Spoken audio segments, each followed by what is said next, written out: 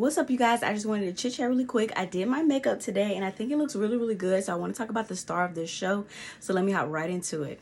So I've been seeing all over TikTok the NYX professional makeup Bare With Me blur. It's a blurring tint foundation and I got the shade 15, which is Warm Honey.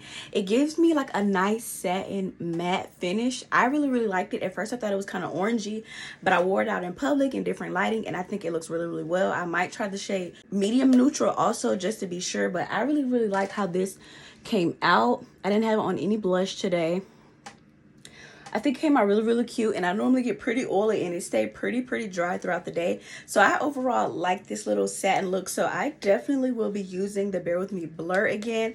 Definitely the start of the show today, so if you haven't tried that, definitely check it out.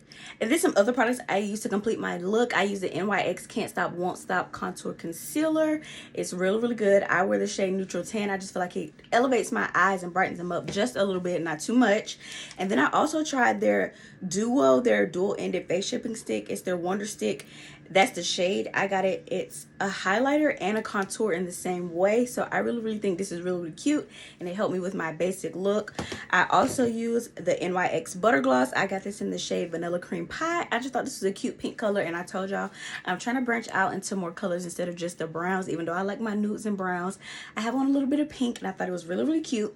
And then I use the Sephora collection Big by Definition, just their mascara. Really good. It's definitely one of my faves. So definitely get into this blurring tint foundation if you haven't tried it out. Definitely let me know if you like it and if you will keep using it. And this was my kind of makeup look for the day. Beginner friendly. Bye.